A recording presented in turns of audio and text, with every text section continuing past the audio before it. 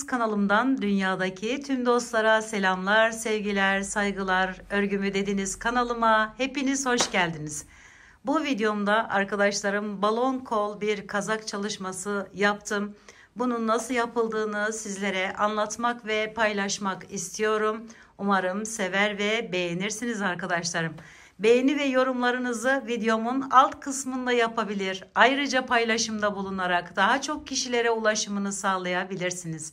Evet, benim güzel mankenime de gerçekten çok güzel yakıştı. Sizler de kendinize ya da sevdiklerinize rahatlıkla yapabileceğiniz, böyle yapımı da gayet kolay olan bir çalışma arkadaşlarım bu. Bunu yaparken kare bir biçimde başlıyoruz. Bakın şu kol altından altıgen hırka yaparken bahsetmiştik. Yani bu kol altından başlayacağız. Böyle büyüterek devam edeceğiz. Daha sonra kol yapacağız. Yaka yapacağız. Bu alt kısmını yapacağız. Biraz da crop bir kazak arkadaşlarım. Hem balon kol hem de crop bir kazak çalışmasını gelin hep birlikte örelim. Örerken stres atalım arkadaşlar. Bluzumu yaparken kullanmış olduğum ipim şöyle Kartopu Baby One Luxe arkadaşlar. Numarası belki yapmak isteyen arkadaşlarım olur, 1707. Tığım ise 3,25 milim olacak. Şimdi şöyle bir halka yapıyorum öncelikle. Bu halkaya arkadaşlarım altıgen hırka yaparmış gibi ama 4 köşesi olacak.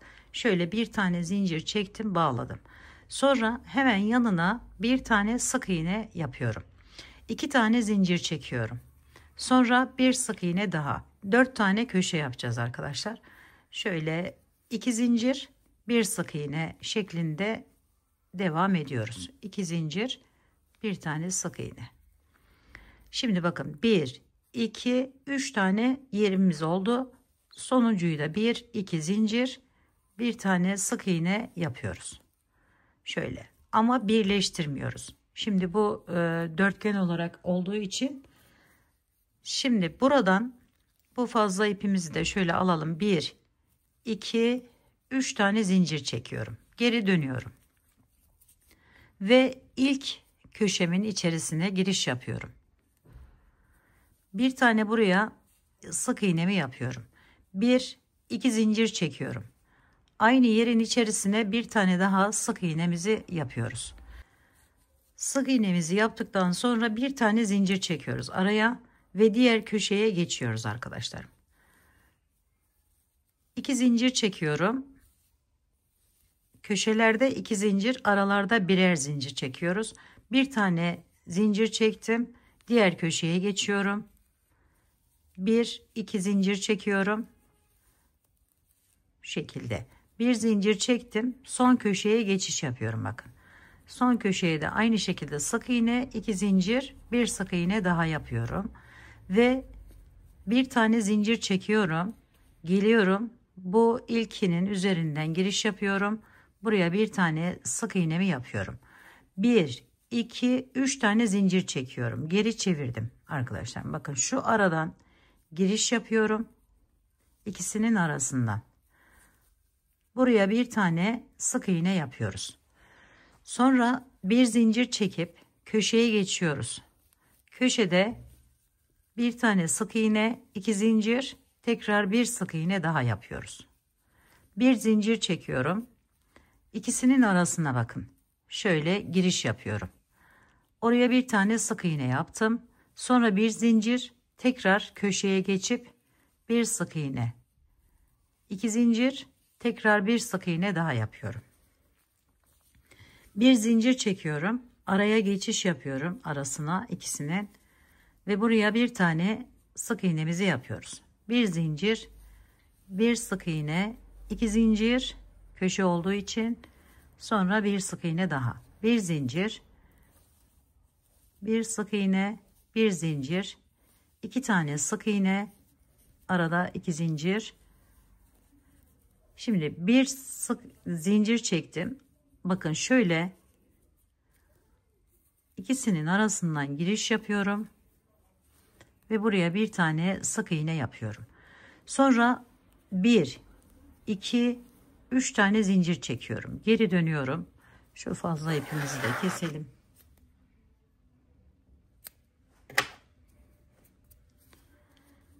Geri dönüyorum. Hemen bu araya giriş yapıyorum. Bakın şöyle.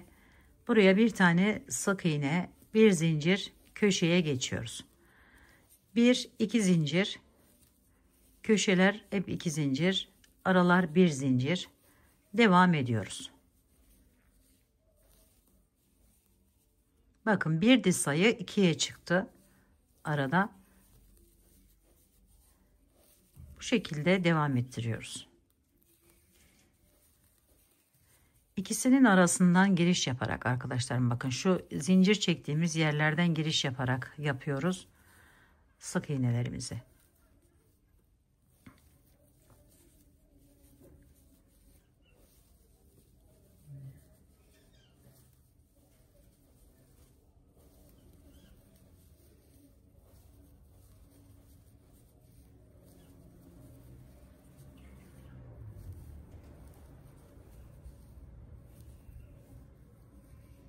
Üç zincir çekiyoruz, geri döndük ve yine aynı şekilde büyüterek devam ediyoruz.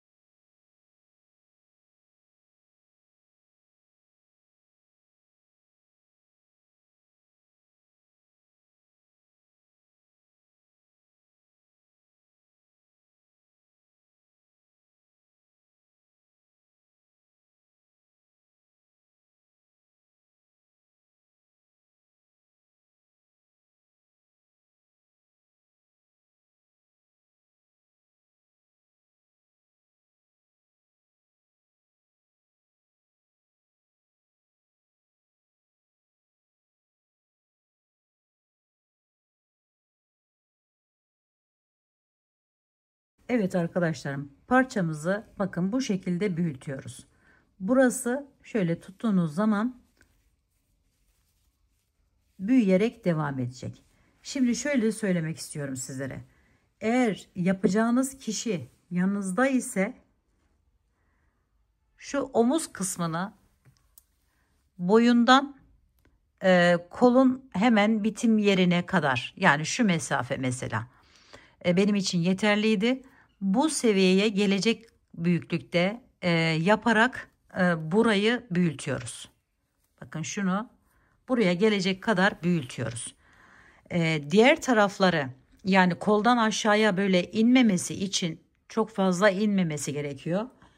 Bu arada bakın bu kol yerini oluşturmuş oluyoruz. Şu açıklık, bu kolu sonradan takıp tekrar devam edeceğiz. Benimki bakın burası, şu omuz yeri yeterli olduğu için buraya bir işaret koydum arkadaşlar. Bu büyütmeyi burada bıraktım. Daha sonra boyu yani şu boyu, normalde kolu bu kadar yetiyor. Ancak balon kol olacağı için biraz daha gidiş geliş yaptım arkadaşlarım. Burayı da sizlere daha sonra tekrar göstereceğim. Aynı şekilde arka kısmını da bakın, şuradan takma yerimiz çok da belli değil ama böyle biraz belli oluyor. Şimdi bu parçamızı, şu minik parçayı şu kadar büyütüyoruz arkadaşlar, bakın. Şöyle büyütüyoruz. dediğim gibi buradaki en önemli yeri bu omuzun boyunla enseyle, yani tam boynumuzun başladığı yerle kolun hizasına gelen kısım arkadaşlarım. Burası sizin için yeterli olduktan sonra bırakıyoruz. Sonra bunu devam ettiriyoruz. Dediğim gibi yüksekliği balon kol olacağı için biraz daha böyle bombeli, kabarık dursun diye kolunu biraz daha uzatmak için şöyle biraz daha gidiş geliş yaptım arkadaşlarım ben. Sonra kolu takıp devam edeceğiz ve kol uçları, tabii lastiğimizi falan, onların hepsini göstereceğim size. Daha sonra bunu yapma özeli bir tanesi de, sebebimizin bir tanesi de, bakın şu önde oluşan boşluğu da bu şekilde aynı şekilde yaparak devam edeceğiz. Ve burada bir omuz, yani boyunla böyle yuvarlak bir biçimde olsun diye şu gidiş gelişleri yapıyoruz arkadaşlar. Yapacağız yani şunları. Ve biraz yaka böyle çok boğazı sıkmasın diye hemen bu artım yerimiz, yani şu parçamızın büyüklüğü bu seviyeye gelen yerden başlayarak böyle gidiş geliş yapacağız ve ön kısmının parçasını da bu şekilde oluşturacağız. Şimdi bunu dediğim gibi bu yaka, omuz, şurayı boyun olarak düşünün. Boyundan kolun hemen başlangıç yerine yeterli miktara gelene kadar bu şekilde arttırarak devam edelim arkadaşlarım. Ve bu seviyeye getirelim. Evet, şimdi diğer parçamızı hemen bu şekle getirip daha sonra buralarını ben sizlere göstereceğim. Burayı ve kol kısmını aynı şekilde parçayı yapıp birbirine ekleyeceğiz ve bu güzel şahane bluzun yapımını tamamlamış olacağız arkadaşlar.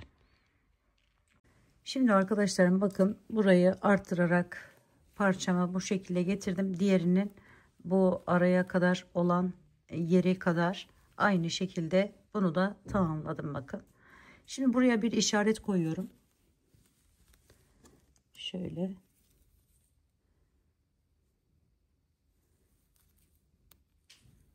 Ve sadece bu kısmını, bakın dediğim gibi bu omuz kısmının boğaza kadar olan yeri olacak. Şuradan daha net görülebilir. Şöyle ön tarafında ayrıca yapacağız. Şimdi buradan başlıyorum. Buraya gidiş geliş yapacağız arkadaşlar. Şöyle hemen yanından başladım. Bir zincir, bir sık iğne şeklinde devam ediyoruz.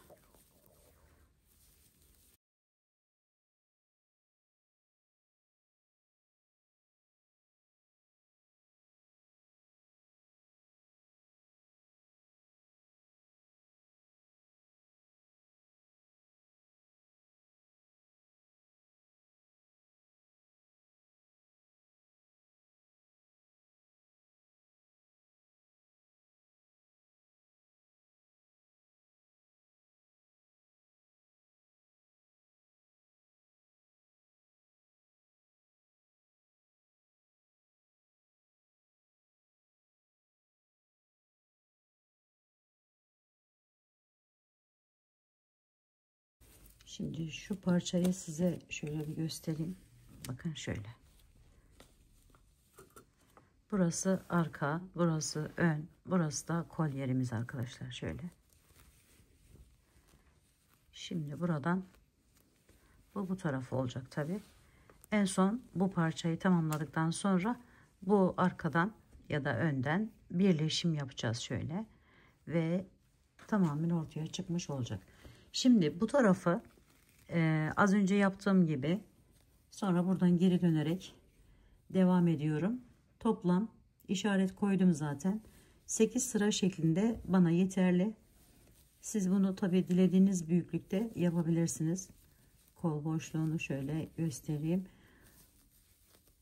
Burayı ne kadar yaptıysak, yani ben 8 sıra yapacağım. 9. sırada birleştireceğiz. Aynı şekilde burayı da yapacağız arkadaşlar. Şu omuza gelen kısmı da aynı şekilde 9 sıra 8 sıra şeklinde büyüterek tamamlayacağız burayı. Daha sonra kol kısmına geçeceğiz arkadaşlar. Evet arkadaşlar, bakın her iki sıra tarafı da şu şekilde aynı eşit miktarda uzattıktan sonra şimdi bunları birbirine ekleyeceğiz. Bu dönüşlerde 3 zincir çekiyorduk. Şimdi 2 zincir şöyle çekelim ve bakın şuradan giriş yapıyorum. Şöyle alıp birleştiriyorum. Çevirdim. Bir tane zincir çekiyorum. Hemen bakın şu aradan giriş yapıyorum. Burayla birleştiriyorum. Bir zincir çektim. Tığımdan çıkartıyorum ipimi. Ve geliyorum hemen bunun karşısına, bakın. Şöyle giriş yapıyorum, birleştiriyorum. Sonra bir zincir çekiyorum. Şöyle bu tarafa geçtim. Sık iğnemi yaptım. Sonra çıkartıyorum. Buraya geçtim. Aldım ve bağlıyorum. Bir tane zincir çekiyorum. Aynı şekilde yaparak ekleme işlemini tamamlıyoruz.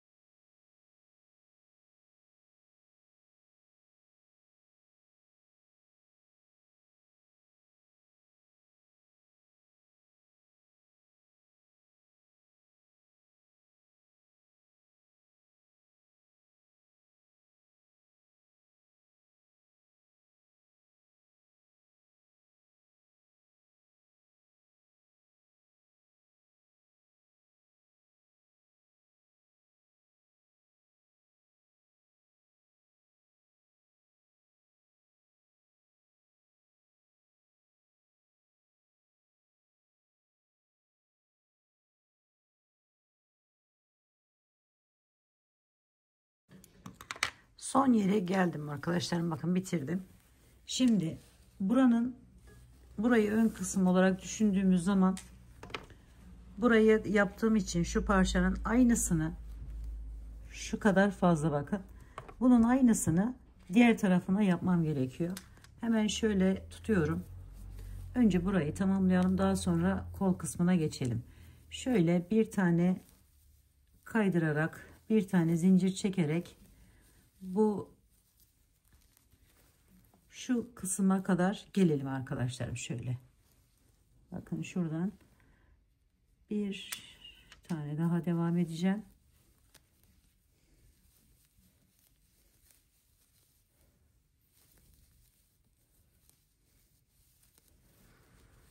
Şimdi burayı bakın şu hizaya getirdim.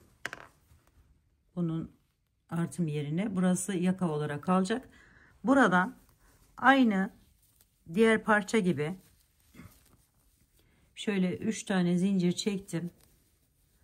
Aşağıya inerek, yani şu alt kısmına inerek gidiş geliş yaparak bu kısmını tamamlayacağım arkadaşlar. Burası yaptığımız yer. Şöyle göstereyim bakın. Şu gövde, yani şurası ne kadar yetecekse size o büyüklükte yapmanız gerekiyor. Hani daha küçük de yapabilirsiniz. Bunu daha da büyütebilirsiniz arkadaşlarım. Tamamen burada bu tercih size ait olacak. Yapacağınız kişinin ölçülerine ait olacak. Şimdi şu yaptığımız fazla parçayı aynı şekilde bakın buradan gidiş geliş yaparak tamamlayacağız. Eşit büyüklüğe geldikten sonra artık koluna geçeceğiz. Kolunu tamamlayacağız. En son birleştirme yapacağız ki böyle ağır bir parçayı taşımayalım diye arkadaşlarım. Evet, şimdi burayı da dediğim gibi bunun ölçülerinde ben tamamlayacağım ve geleceğim arkadaşlarım. Evet arkadaşlarım, bakın bu kısmını da o şekilde tamamladım. Şöyle göstereyim size. Bunu da bu tarafa kapatacağız. Şimdi kol kısmını yapmaya geçelim. Bunu burada bitirdik. Şöyle bir tane zincir çekip keselim. Koluna geçelim. Şimdi şu modeli kol kısmına uygulayacağız arkadaşlar. Şu kenara alalım.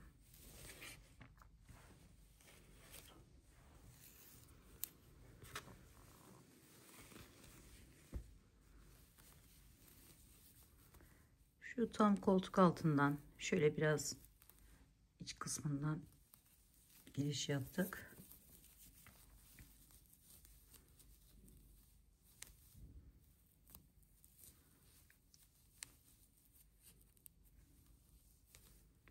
Üç tane zincir çektim. Bu ipimi de çektim. Bakın, aradan kaybetmek amaçlı. Benim bıraktığım kola tam 32 tane böyle yer yapmam gerekiyor. Şöyle bir zincir çektim yine araya. Sonra şöyle aradan bir tanesini atlayıp diğerine geçiyorum. 3 tane ikili trabzan yapıyorum. İkinciyi yaptım. Tam 32 tane olacak arkadaşlarım. Diğeriyle aynı olması için.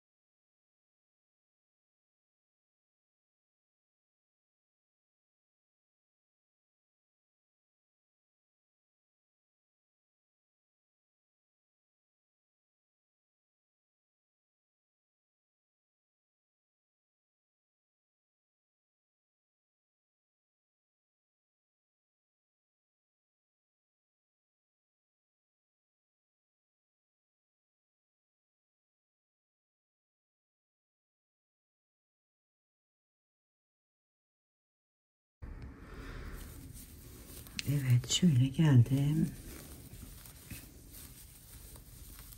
Son yere. Şimdi üzerine bir tane alıyorum. Şöyle hemen bunun üst kısmından giriş yapıyorum.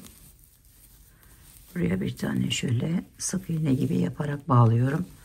Sonra bir miktar yükseldim. Şu şekilde yapıp buraya bir tane şöyle sık iğne şeklinde yaptım. Sonra arkadaşlar üzerine bir alıyorum. Bakın şu boşluktan, aynı boşluktan 1 2 aldım. Üzerine alıyorum. Yandaki boşluğa geçiş yapıyorum. 1 2 topluyorum hepsini. Sonra birlikte çekiyorum. Şöyle bir tane de zincir çeker gibi yapıp bu araya boşluğa giriş yapıyorum. Üzerine bir tane alıyorum. Yine aradaki boşluğa giriş yapıp buraya bir tane şöyle çakma sık iğne yapıyorum. Üzerine bir aldım. Aynı yerin içerisine 1 2 aldım. Sonra üzerine alıp diğer boşluğa geçiş yapıp 2 defa da oradan topluyorum. Birleştiriyorum. Çektim bir taneyle. Sonra üzerine bir alıp aynı boşluğa bir tane çakma sık iğne üzerine aldım. 1 2 üzerine alıyorum. Diğer boşluğa geçiş yapıyorum. 1 2 birleştiriyorum. Üzerine bir aldım. Çakma sık iğnemi yapıyorum. Üzerine tekrar bir aldım. 1 2 sonra tekrar üzerine alıp diğer boşluğa geçiş yapıp 1 2 birleştiriyorum. Çakma sık iğnemi yapıyorum aynı boşluğa. İkinciyi de aldım. Üzerine tekrar alıp buraya 1 2 birleştiriyorum. Çektim. Çakma sık iğnemi yapıyorum. Bir aldım üzerine 1. Tekrar üzerine aldım 2. Üzerine tekrar alıp diğer yuvaya geçip 2 tane de oradan topladım. Birleştiriyorum. Bunu eğer ipiniz ince ise 3 tane de yapabilirsiniz arkadaşlar. Şöyle. Bakın şu şekilde 1 2 3. Çok fazla kalın olmasını istemediğim için ben aradaki farkı size göstereyim şimdi. Bakın. Bu daha dolgun oluyor. Bu biraz daha böyle buraya da uyusun diye ben bu şekilde 2 alarak yaptım. Eğer ipiniz ince ise bu şekilde de yapabilirsiniz arkadaşlar. Şimdi bu şekilde bu sırayı da tamamlayalım.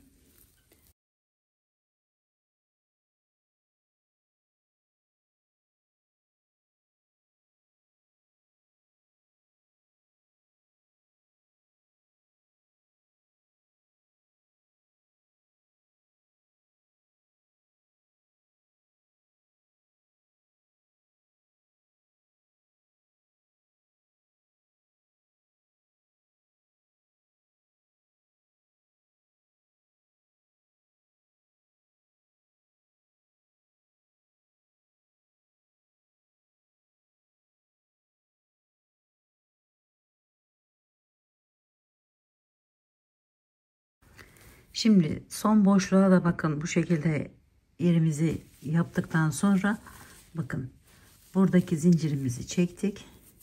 Şöyle geliyorum buraya bir tutunuyorum önce.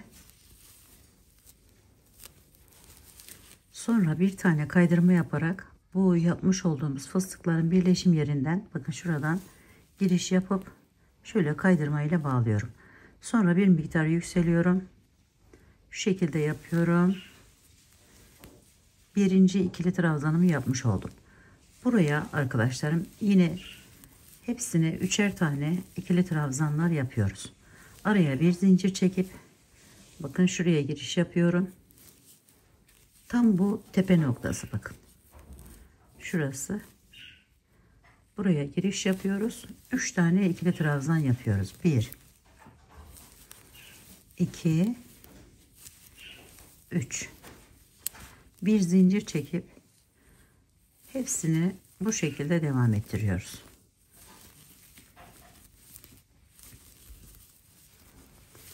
Şöyle bakın. Üstüne de az önce yaptığımız gibi buralara tekrar fıstıklarımızı yapıyoruz. Modelimiz bu şekilde devam ediyor arkadaşlar. Şöyle bir zincir, 3 tane ikili trabzan.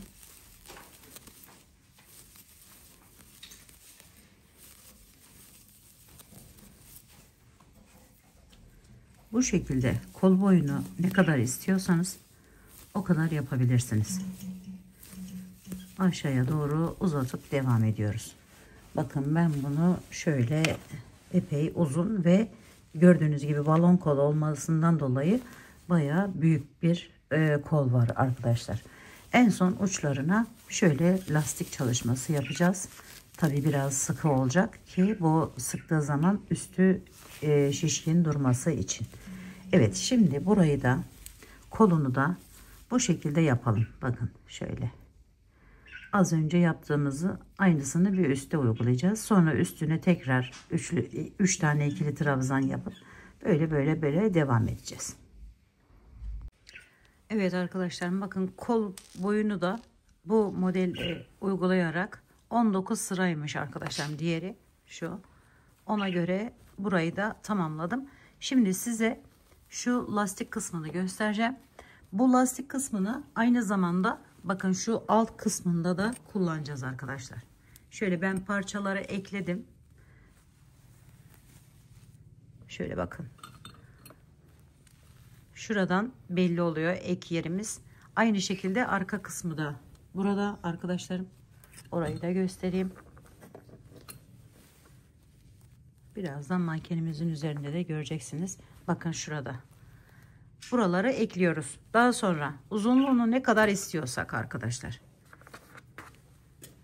Parçayı tamamladıktan sonra uzunluğunu ne kadar istiyorsak bakın şuradan belli oluyor. Şurası yukarıdan gelen bu altıgen olarak yaptığımız parçanın uç kısmı, pardon dörtgen olarak yaptığımız, bakın şu mesafeyi çevirerek aynı şekilde bir zincir bir sık iğne, bir zincir bir sık iğne şeklinde tamamlıyoruz. Sonra da aynı şimdi kola yapacağımız gibi şöyle bir lastik çalışması yapıyoruz ki burası sıksın, üstü de böyle balon gibi dursun diye. Evet, şimdi bu lastiği nasıl yapacağımıza geçelim hemen. Bakın şöyle.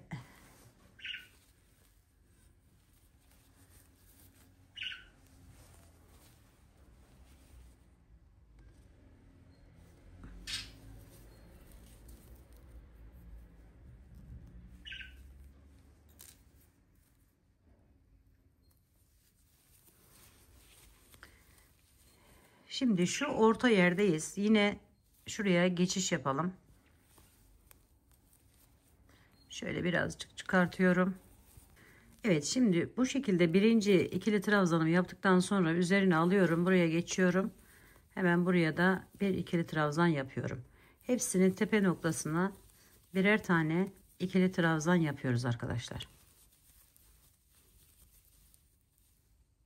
Arada zincir çekmeden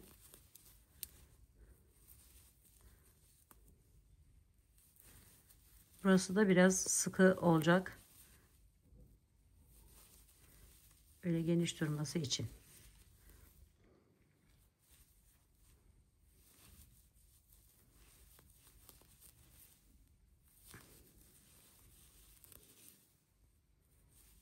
...33 tane ikili trabzan yapıyorum buraya.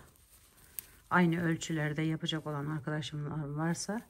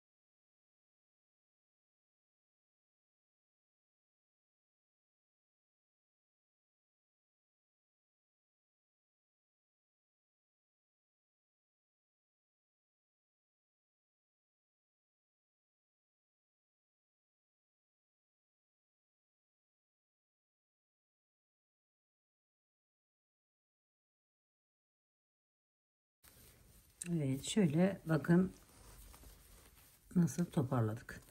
Şimdi buradan geldim, şöyle alıyorum. Üzerine bir aldım. Bunu öne getirip şu şekilde bir tane ikili trabzan yapıyorum. Hemen yanındakini de aynı şekilde.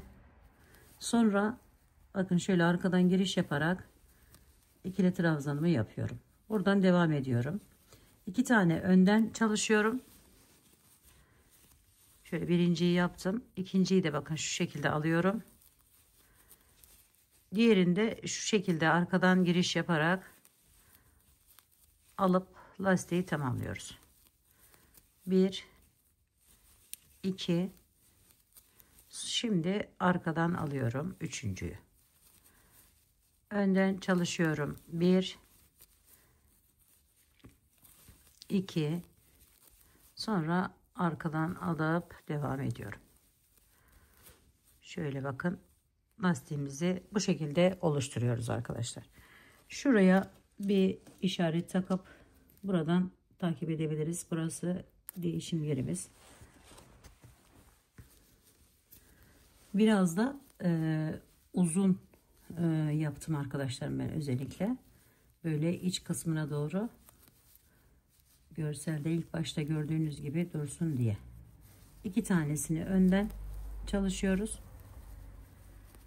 bir tanesini arkadan.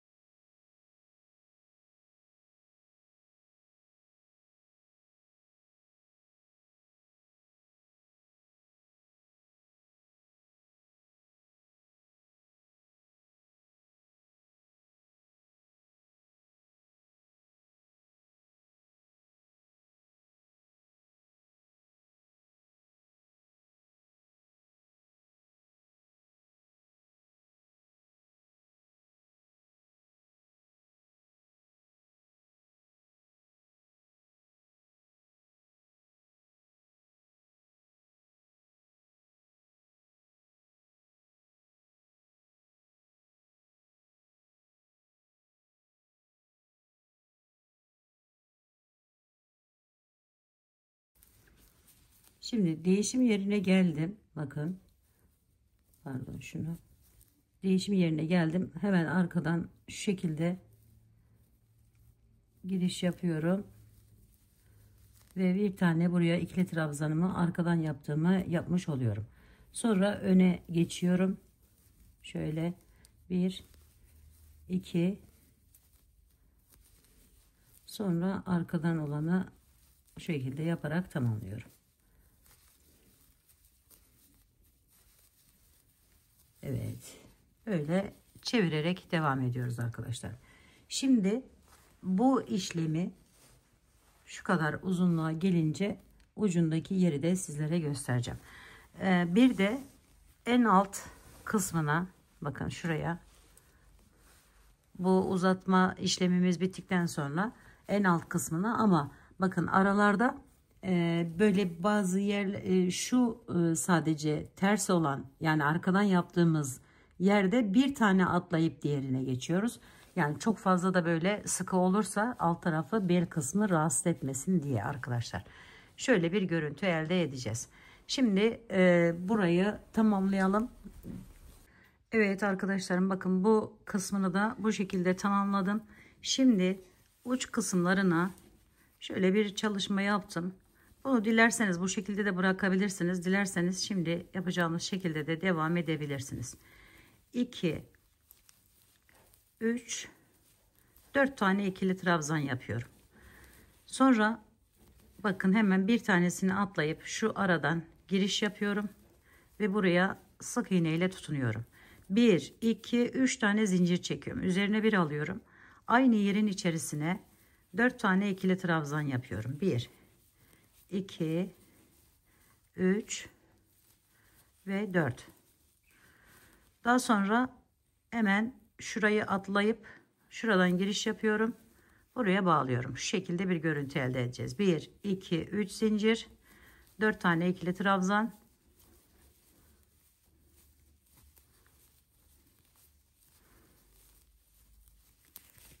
Sonra hemen bakın şu boşluktan giriş yapıp oraya bağlıyoruz.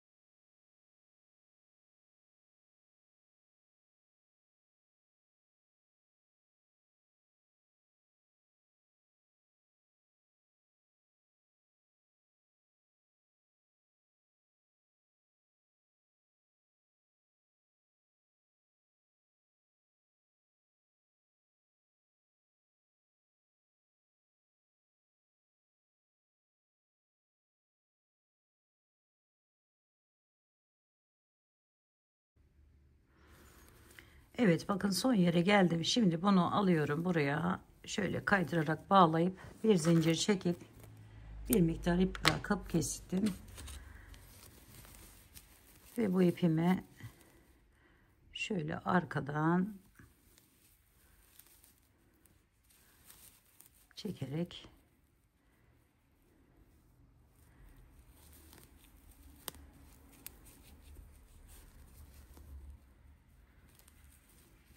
evet, bakın bu kolu da bu şekilde tamamlamış olduk. Biraz sıkı arkadaşlar, sık olmasını da söylemiştim sebebini. Bakın şöyle rahatlıkla girer, biraz da daha kullandıkça genişleme yapacaktır. Şimdi yakaya geçelim. Yakaya arkadaşlar ben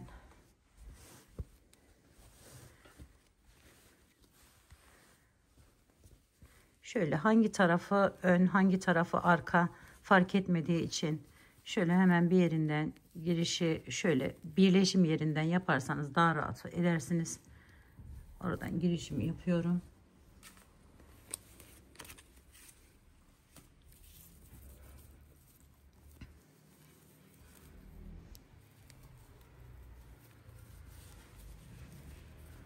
Şimdi bir miktar yükseliyorum.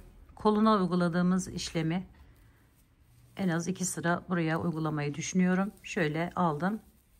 2 3 tane koluna yaptığımız gibi ikili trabzan yaptım. Bir zincir çekiyorum. Üzerine bir alıyorum. Aradan bakın şöyle 1 2 atlayıp şöyle şuraya giriş yapıyorum. 3 tane ikili trabzan yapıyorum. 1 2 3. Çok fazla böyle sıkmadan, çok da böyle geniş hani olduğu kadar olmadan olacak şekilde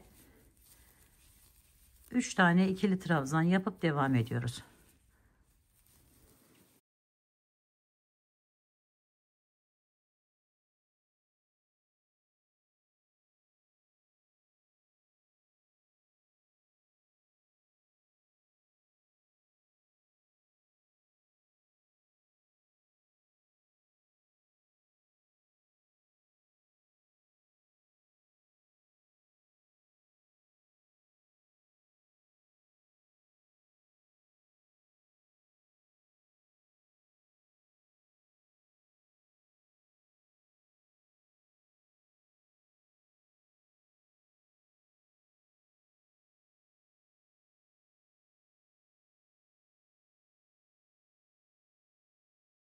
Şimdi şu köşeyi size göstermek istiyorum. Onun için devam ediyoruz. 1 2 3 tane yaptık. Devam edelim. Bir ileriye geçtim.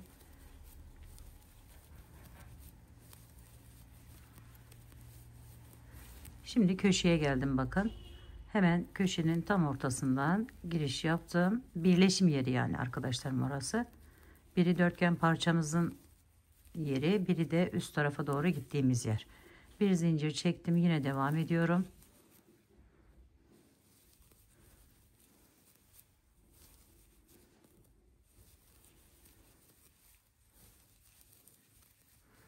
Bakın şöyle durduğu zaman şöyle düzgün duracak. Şurası.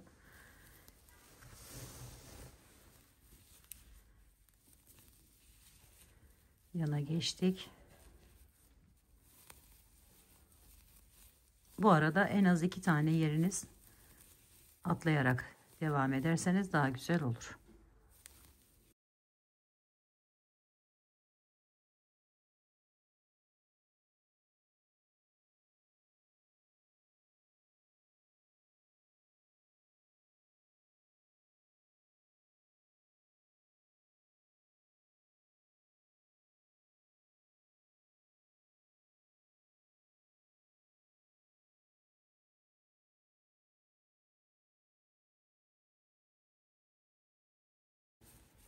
Bakın tam orta birleşim yeri.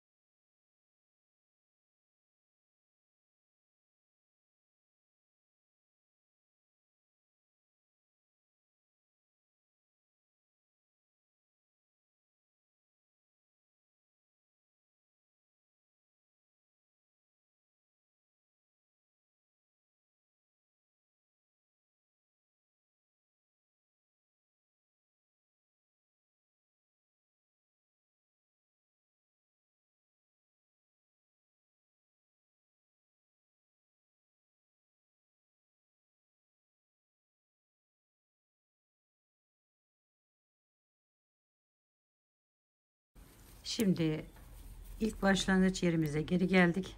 Burada arkadaşlarım şöyle yine üzerine bir aldım.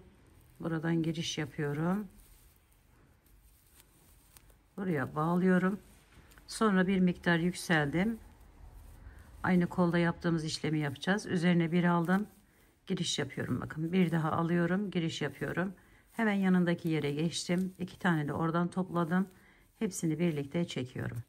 Sonra bir zincir çekip çakmalı sık iğnemi yapıyorum. 1 2 1 2 ve bağladık. Çakmalı sık iğnemizi yaptık. Bu şekilde de burayı tamamlıyoruz. Bakın şöyle göstereyim. Şöyle arkadaşlar. Şimdi 2 yaptık. 2 tane de bu tarafa dönüyoruz. Çakmalı sık iğnemizi yapıyoruz.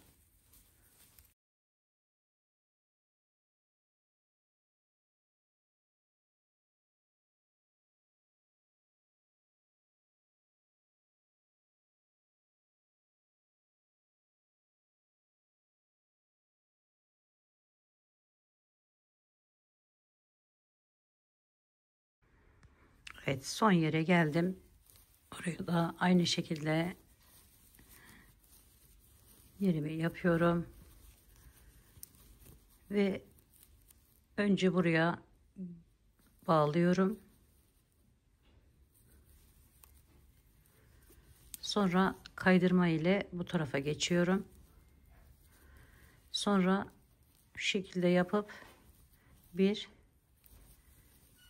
2 3 ikili trabzan yaptım. Bir zincir çektim. Yine aynı şekilde devam ediyorum. 3'er tane ikili trabzanlar yapıyorum. Bir sıra daha bu şekilde yapıp kontrol edelim arkadaşlarım.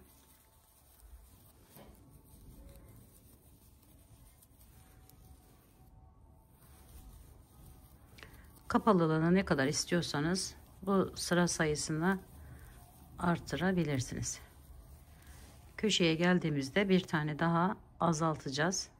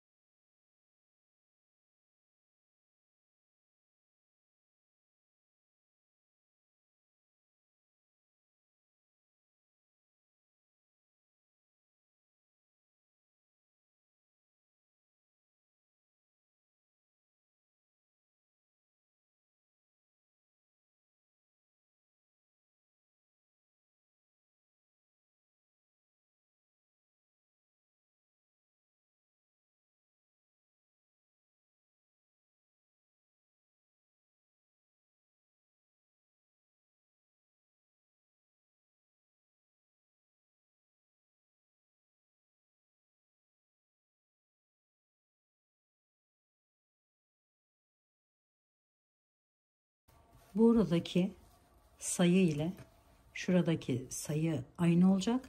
Şu kenarlardaki sayılar da aynı olacak arkadaşlar. Ona dikkat ederseniz gerisi zaten otomatik olarak tamamlanmış oluyor. Şimdi bir tane zincir çektim. 1 2 3. Bakın burası yukarıya doğru dönüş yerim. Üzerine bir alıyorum ve burayı atlıyorum, şuraya geçiş yapıyorum. 1 2 3. Şöyle buradaki yeri kapatmak amaçlı arkadaşlar. Bir tane zincir çekip aynı şekilde devam ediyorum. Bunu hem buraya hem buraya hem buraya hem buraya, yani 4 bir yerine de aynı burada yaptığımız gibi bir tanesini tam ortaya yaptığımızı atlayarak devam ediyoruz. Yakayı arkadaşlarım 2 sıra yaptıktan sonra 3. sırada bakın şöyle bitirelim. Aynı şeydeki gibi kenar yapalım. Şöyle daha güzel dursun. Şimdi şu orta yerlere geldiğimde 1 2 3 tane zincir çekiyorum. Üzerine bir aldım. Bir topladım. Fıstık yapacağız bunu. Yani yatıracağız. 2 ve 3. 3 tane aldım. Hepsini birlikte çektim. Sonra ikisini birlikte çekiyorum. Sonra şu orta yerine, tam birleşim yerine geçtim. Sık iğne ile tutundum. 1, 2, 3 tane zincir çekiyorum. Üzerine bir alıyorum. 1, 2, 3 tane buraya topladıktan sonra onları çekiyorum. İkisini de tek çekiyorum. Sonra buradan giriş yapıp aynı şekilde devam ediyorum. 1, 2, 3. 2, 3 birleştirdim.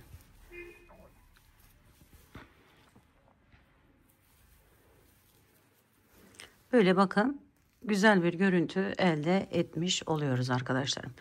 Evet, şimdi burayı da bu şekilde tamamladıktan sonra benim kullandığım ipim simli bir ip olduğu için çok hafif bir buhar ütüsü yapacağım ve artık mankenimizin üzerinde görebileceksiniz arkadaşlar. Şöyle 1, 2, 3. Bunu altlarda da uygulayabilirsiniz ama altlara bunlar daha hoş durdu gibi geliyor arkadaşlarım. Şöyle. İsterseniz bunu yakaya da uygulayabilirsiniz. Ben böyle yapmayı daha uygun bulduğum için sanki böyle daha güzel olacak gibi geldi ve bunu yapmak istedim arkadaşlarım buraya. Hiç yapmadan da bakın şöyle de bırakabilirsiniz ayrıca.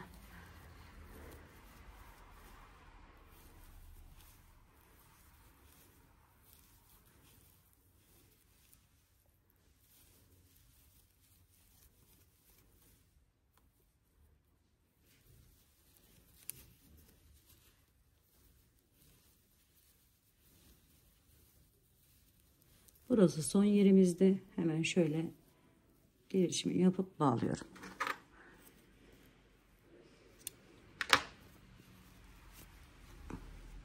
Bakın yakası da şöyle göstereyim. Şu şekilde oldu arkadaşlar. Evet, şimdi bir buhar ütüsü ve hemen geliyorum arkadaşlar. Evet arkadaşlarım, gördüğünüz gibi yaka kısmını da bu şekilde tamamladıktan sonra ve buhar ütümüzü de yaptıktan sonra bluzumuz bu şekle gelmiş oluyor. Umarım sevmiş ve beğenmişsinizdir arkadaşlarım. Yapacak olan arkadaşlarıma şimdiden kolaylıklar diliyorum. Örgümü dediniz kanalıma abone olmayı, beğenmeyi, yorum yapmayı, paylaşımda bulunmayı unutmazsanız çok mutlu olurum. Bir dahaki en güzel, en değişik örgü model, teknik ve tasarımlarında görüşmek üzere. Hoşça kalın, sağlıkla kalın, Allah'a emanet olun arkadaşlar.